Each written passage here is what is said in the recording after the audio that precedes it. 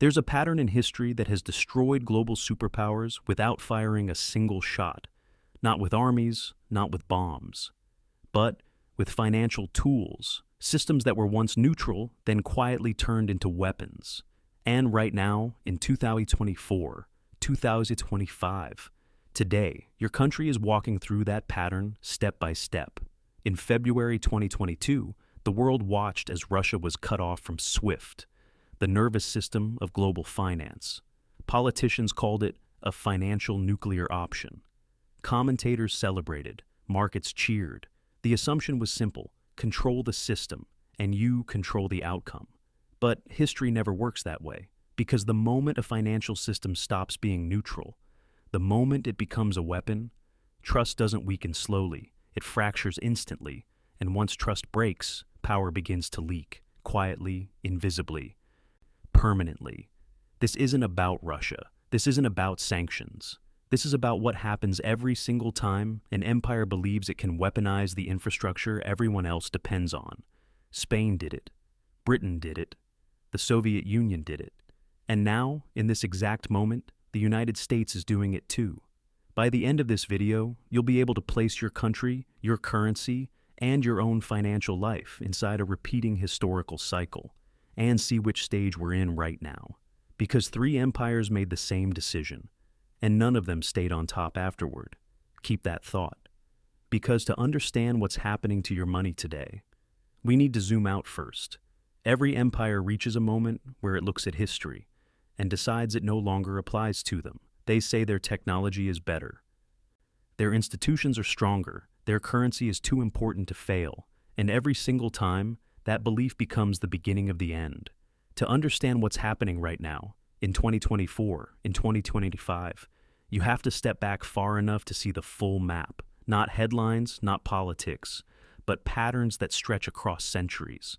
Start with Spain in the 1500s. It controlled oceans, it controlled trade routes, it controlled the flow of gold and silver into Europe.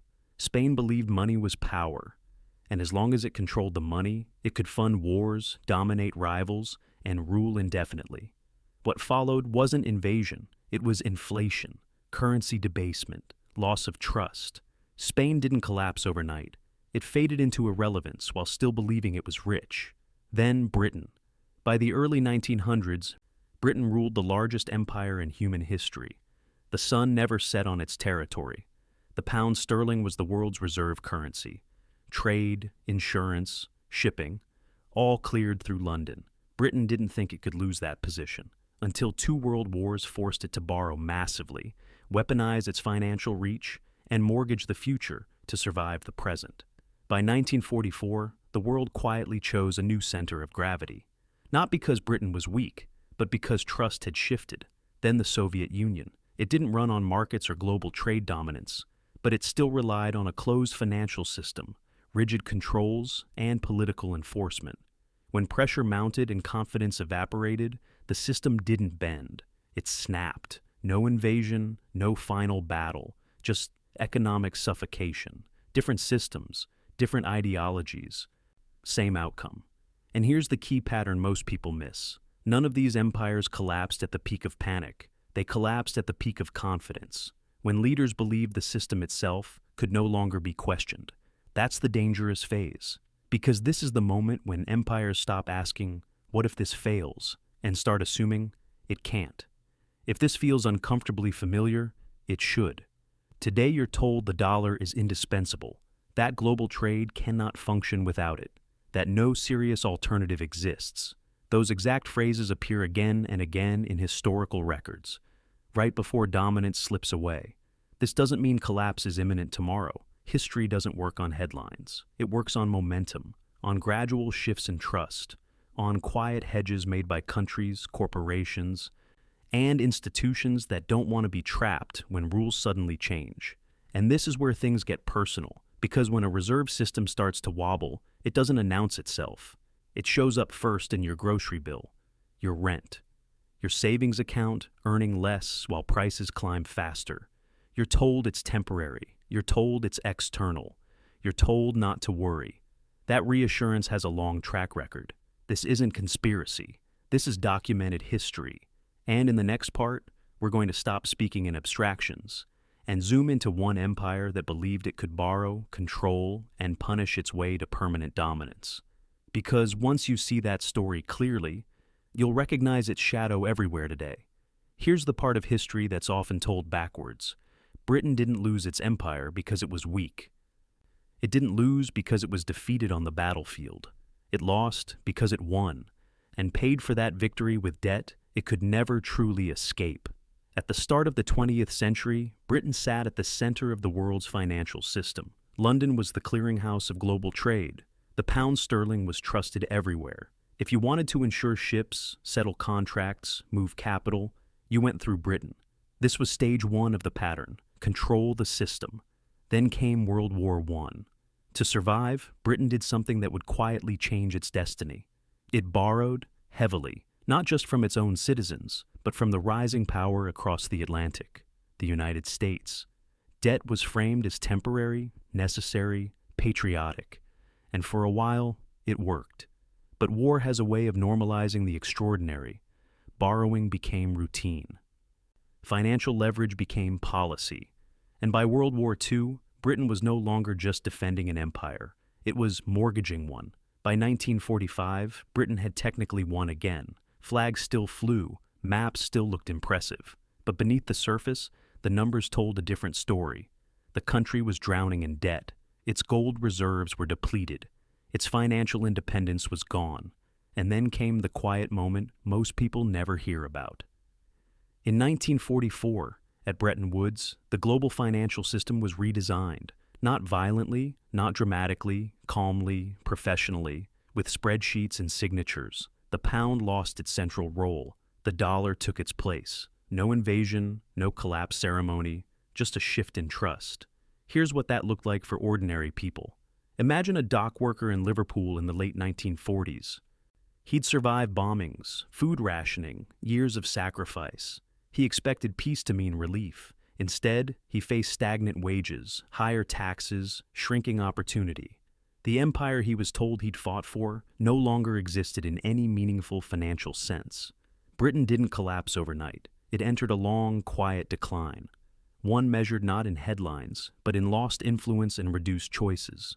This is stage two of the pattern: overreach financed by debt. And here's the crucial lesson. Britain didn't believe it was abusing the system. It believed it was the system. That belief is lethal, because once an empire assumes its financial infrastructure is indispensable, it starts using it aggressively to fund wars, to enforce compliance, to punish rivals, without considering the long-term cost. This isn't a bug. This is the system working exactly as designed. The debt didn't just weaken Britain, it taught the rest of the world a lesson. Never depend entirely on someone else's currency if they can change the rules when it suits them. If any of this feels familiar, it should. Because today, you're living inside a softer, more complex version of the same story. Borrowing framed as normal, debt treated as harmless, confidence presented as permanence. And just like Britain, the consequences don't show up first at the top. They show up in households, in shrinking purchasing power, in futures that quietly get smaller. If this case study feels like ancient history, good, because in the next part, we're going to move much closer to home, to a collapse that happened early, quietly, and gave the world a preview of what systemic decline actually looks like. There's a dangerous myth about collapse, that it's loud, that it's sudden, that you'll see it coming with sirens and headlines. Most of the time, it arrives quietly, years before anyone admits what it is. And to see that clearly, you have to look at Russia, not in 2022, much earlier. In the early 1990s, the Soviet Union didn't fall because it lost a war. It fell because its economic system stopped functioning. Supply chains froze, currency trust evaporated, savings vanished overnight. For ordinary people, collapse didn't feel ideological. It felt personal. Picture a middle-aged engineer in Moscow in 1992. His job still exists. His skills still matter. But his salary can no longer buy food for his family. That's what systemic failure looks like at ground level. Now, here's the part that matters for today. After the chaos of the 1990s, Russia learned a hard lesson. Dependence is vulnerability. Not morally, not politically, structurally. So, When the first major Western sanctions hit in 2014, something changed. The reaction wasn't panic, it was preparation. Russia didn't assume the system would protect it. It assumed the system could be turned against it. That moment marks stage 3 of the pattern. The target begins building alternatives. They reduce dollar exposure, they increase gold reserves, they develop domestic payment systems, they expanded bilateral trade in local currencies. This wasn't defiance, it was insulation. And here's where the story becomes uncomfortable. When Russia was cut off from SWIFT in 2022, the West believed it was demonstrating power. But what it actually demonstrated was precedent. Every finance minister in the world saw the same thing. If access to the global financial system can be revoked for political reasons, then access is never guaranteed. That realization didn't push countries toward Russia. It pushed them toward risk management. And risk management doesn't announce itself. It shows up as quiet hedges, as parallel systems, as trade agreements denominated in something other than dollars. This is the moment where weaponization stops working the way it used to. Because once alternatives exist, even imperfect ones, power begins to leak. Slowly, silently, but permanently. This isn't conspiracy. This is documented behavior. No one needs to overthrow the dollar for its dominance to weaken. They only need to ensure they're not trapped if rules change again. And that's the key distinction most people miss. Russia didn't win by being sanctioned. It survived long enough to show others what survival looks like. That example mattered far more than any headline, because collapse patterns don't spread through ideology. They spread through observation. If you're a neutral country, one that trades with everyone, the lesson is simple. Never put all your lifelines in someone else's hands. And if that logic makes sense at the national level, it should feel uncomfortably familiar at the personal level too. Because when systems become brittle, the first instinct isn't rebellion, it's backup plans. Which brings us to the heart of this story. What looks like punishment on the surface often functions as education underneath. And in the next part, we're going to stop talking about countries and lock this entire story into a simple, repeatable framework.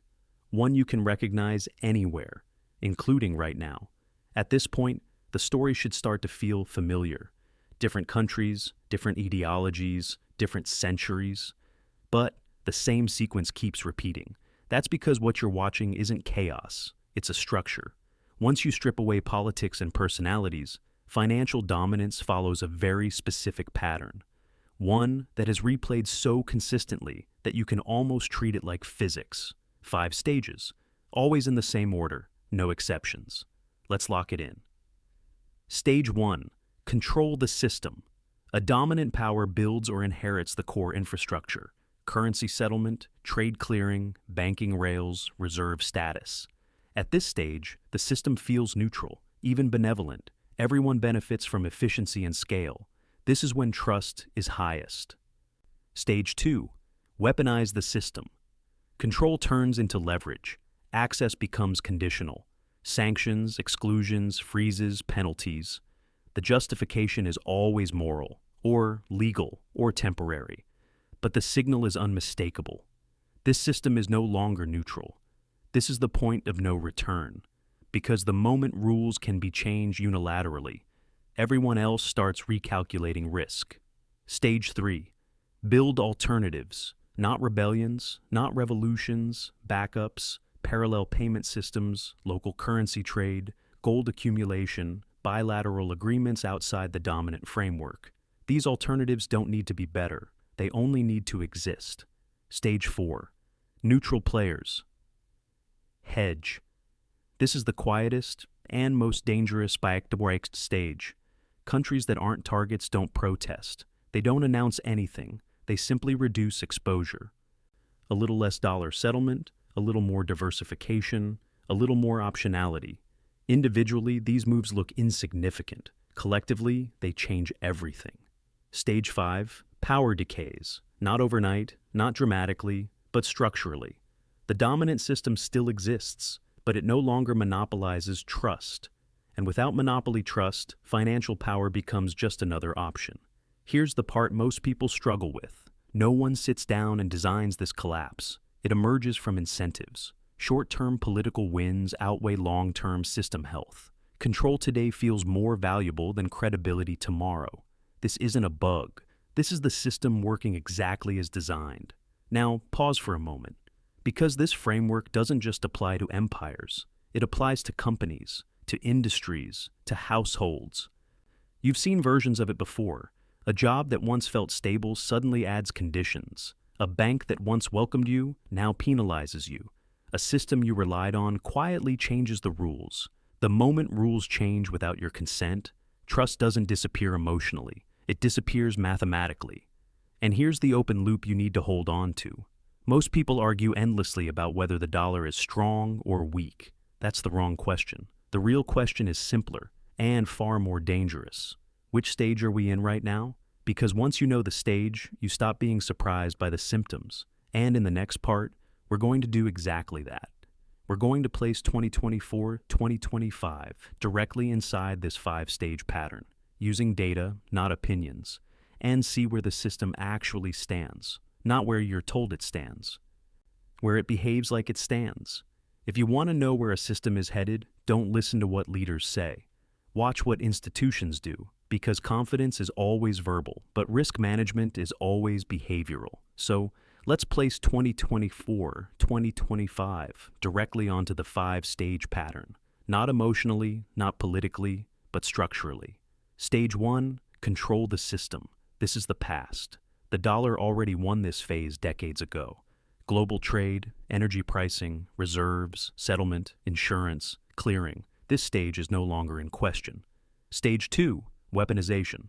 This is not theoretical, it's documented. Iran, 1979, Russia, 2014, Russia again, 2022. Assets frozen, banks disconnected, access revoked. Whether you believe those actions were justified is irrelevant to the pattern, because systems don't respond to morality. They respond to incentives, and the incentive message was received globally. Access is conditional. That alone pushes us out of stage 2 and firmly into the next phase. Stage 3, alternatives emerge. This is where things get uncomfortable, because it's already happening, not in headlines, in balance sheets. Dollar share of global reserves has been declining steadily. Cross-border trade in local currencies is increasing. Gold accumulation by central banks is accelerating. China's CIPC grows quietly alongside SWIFT. BRICS discussions move from theory to infrastructure. None of these replaces the dollar tomorrow. They don't need to. They only need to exist. Stage 4, neutral hedging. This is where we are right now, and this is the stage most people misunderstand. Countries aren't abandoning the dollar. They're insuring against it. A little less exposure here, a little more optionality there. Trade deals that avoid single-point failure. No press conferences, no ideological speeches, just silent rebalancing. This is the same phase Britain entered before losing reserve status. The same phase Spain ignored while gold lost credibility. The same phase every dominant system underestimates, because it feels invisible. But invisibility doesn't mean insignificance, because when enough players hedge at the same time, demand weakens at the margin, and currencies don't collapse at the center, they erode at the edges. Now, here's where this stops being abstract. You feel stage 4 in your life as higher interest rates that don't fully tame inflation, volatile markets that no longer rebound cleanly, rising costs that outpace wages, savings that grow numerically but shrink in purchasing power. You're told these are separate problems. They're not. They're symptoms of a system transitioning away from monopoly trust. This isn't conspiracy. This is documented behavior. The dollar hasn't been defeated. It's being priced. And pricing is ruthless. It doesn't care about legacy. It cares about risk. Now, here's the part that's usually left out of polite conversation. This transition doesn't hurt everyone equally. Some actors are positioned to benefit, regardless of which way the system tilts. They hedge earlier. They influence rules. They get access first. Which leads to the uncomfortable truth. This system didn't just evolve. It was shaped by people who understood exactly how each stage works and how to profit from the transition between them. And that's where we're going next, because once you understand who benefits from systemic stress, you stop blaming yourself for struggling inside it. Here's the uncomfortable part most documentaries avoid. When systems break, it doesn't happen by accident. And it doesn't hurt everyone equally, because while you experience instability as stress, uncertainty, and loss of purchasing power, others experience it as opportunity, not opportunism. Positioning. Every major financial system is shaped by a small group of decision makers long before the consequences reach ordinary people, not villains in dark rooms, but committees, institutions, incentives, bankers, regulators, rating agencies, large corporations with global reach. None of them need the system to be fair. They only need it to be predictable. This is the first trap. You don't get to opt out. You don't choose the currency your wages are paid in. You don't vote on the interest rate that decides whether you can afford a home. You don't negotiate the credit score model that quietly prices your entire future. The system assigns you a number, then charges you based on that number, then profits every time that number is checked, adjusted, or punished. That's not malfunction, that's design. The second trap is asymmetry. When ordinary people make mistakes, they absorb the full consequence. Late payment, higher interest, fees, lost access. When large institutions make mistakes, losses are socialized. Bailouts, liquidity programs, emergency facilities, different rules, same system. They profit either way. You bear all the risk. And the third trap is timing. By the time instability becomes visible to the public, the architects have already moved. They hedge currencies early. They diversify assets quietly. They gain access to policy discussions you'll never hear about until years later. So, when inflation spikes, they own hard assets. When rates rise, they hold the instruments that benefit. When systems fracture, they sell solutions.